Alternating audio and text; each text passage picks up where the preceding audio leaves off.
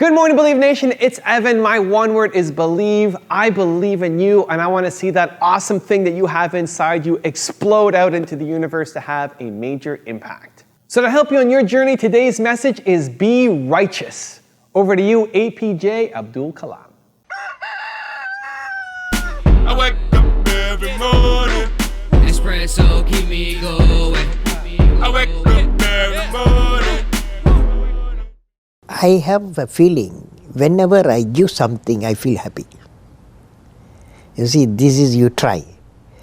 That whatever you may have knowledge, you have sometimes better economy you may have. Better, because sometimes you can have a kind words you can have. So if you use and make somebody's life happy, that is you are giving and his or her life is happy, that's a best thing a human being can think of. Then you will get a conflict-free world. That's why I used to say, where there is righteousness in the heart, there's beauty in the character. Where there is beauty in the character, there is harmony in the home. Harmony in the home. Where there is harmony in the home, there is order in the nation. When there is order in the nation, there is peace in the world. Where is the starting point? Where there is a righteousness in the heart, beauty in the character, harmony in the home, and the order in the nation, peace in the world, all are in one after the other is coming. So where we start the righteous in the heart. Adopting a how can I make people happy attitude is not just great in life, it also works really well in business. You're thinking, how can I make my customers happy? If you think about the first rule of money, of having money and wealth and success in business, it comes from providing value to your customers. The more value you can provide them, the more you're going to get paid. The more consistently you provide tons of value to your customers, the more consistently you're going to get paid tons of money from them. So the only thing that I would add to this message is also make sure that you're making yourself happy.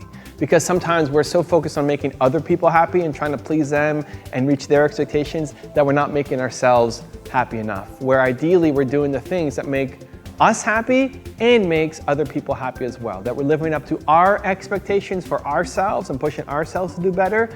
And in that process, we're bringing other people up and alongside with us, right? If you only are doing the things that make you happy, but nobody else cares about them, and you're not providing any value, then you just have a hobby. You've got something that makes you happy that you can do by yourself, and great, it fills you up, but it's not carrying people with you. If you're only doing things that make other people happy, but don't make you happy, you're never gonna have ultimate success. You're never gonna be a successful entrepreneur because you're just trying to meet an opportunity as opposed to really loving what you're doing. And the people who love what they're doing in that field, if it's YouTube as an example, right? If you're just doing YouTube because they're trying to make other people happy, but you don't love YouTube, you'll never be successful on YouTube because the people who are successful on YouTube are the ones who love it. And the people who love doing YouTube will crush you because you don't love it. Like when you love doing something, you're always gonna do better. And it's a great opportunity because if you are really far behind on something that people are, decades ahead of you, then the fact that you love doing it can allow you to go way faster than the people who are ahead of you, because if they don't like it, you're gonna crush them. And so it's that combination, finding the thing that makes you happy, plus makes other people happy.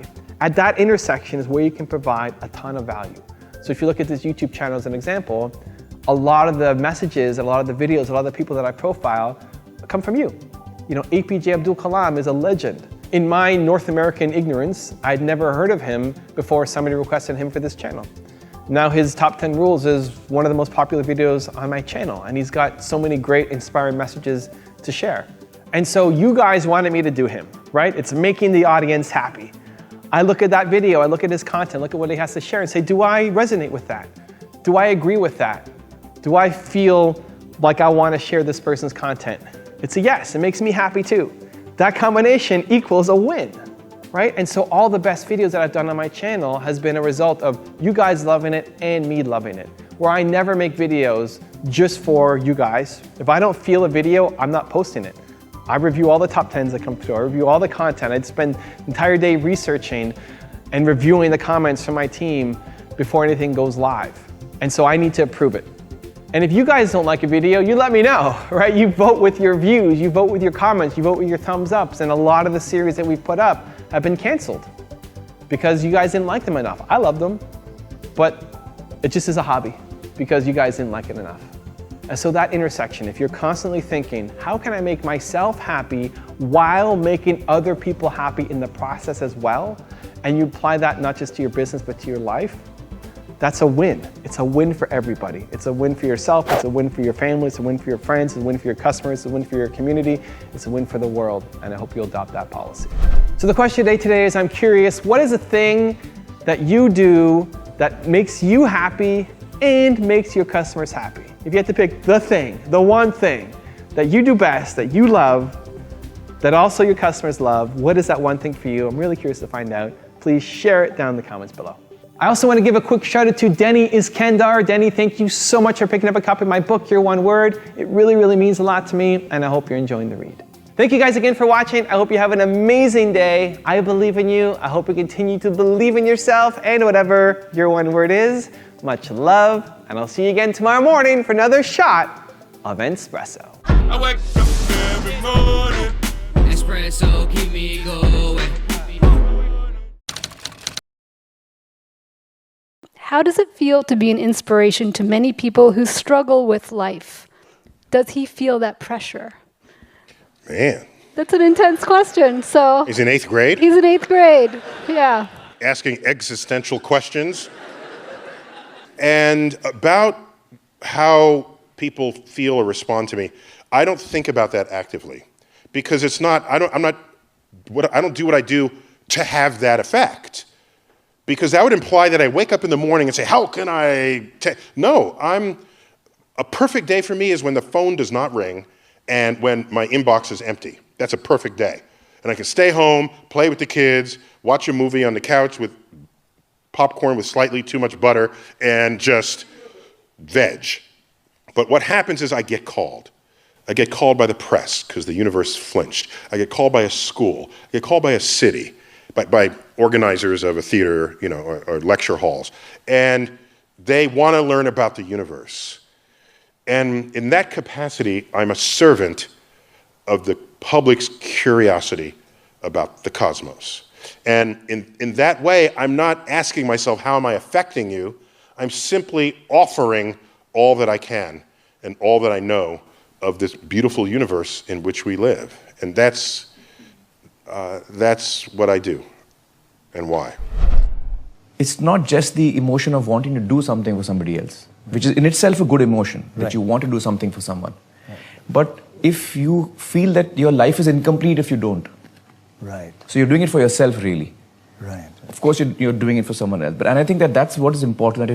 And it's something that happens to you if you feel like. It doesn't have to happen to you. But I think in me what grew was that this feeling that I needed to, for myself, do something where I felt better about myself, when I felt I was, I feel I'm so privileged in so many ways. And I feel that, I really feel that when I see around me people who are not as privileged, I can't just sit by and be comfortable with that. There's a need in me to, reach out and perhaps help if I can. And in a way, you're lucky to have a position where people will listen, you'll be able and to... I'd like it to use it to the best of my abilities. Yeah. So I guess that's why I've moved into the space where I have. It's for my own emotional or mental, peace of mind and satisfaction. I think the CEO of today not only has to have leadership skills and an IQ, there's got to be a healthy dose of EQ, the emotional side. Because millennials today, young people today, want to come to work for a company that cares about them. They want to feel connected to the company. And I think it's critically important that we humanize the CEO.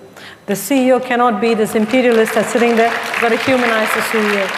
We have to remove the barriers between the CEO and the front line. And that requires a new skill too. So I don't want to say it's me, but I think a lot of women CEOs actually can do pretty well in today's environment, because by nature we humanize ourselves a lot more, because that's the way we've been brought up. And we listen a lot more, I think. We stop and ask for directions. There's so much we do. And I think that today's world, there's a new breed of CEOs have come up, men and women, who are doing a very, very nice job. But all of them, I think, are a new breed that's learning that the world is completely different. and recognizing that EQ is as important as IQ. That's what I'm trying to focus on as much as I can. Let me give you the one-word secret to happiness. One word. This is all you need to be happy. The most important word ever. If you had to think of one word that's most important to you, or that sums you up, or that would be kind of like a little beacon. Hey Believe Nation, if you want to know what the most important one word is for Tony Robbins, Gary Vaynerchuk, Oprah Winfrey, will.i.am, and Howard Schultz, I have a very special secret video for you. Check the description for details.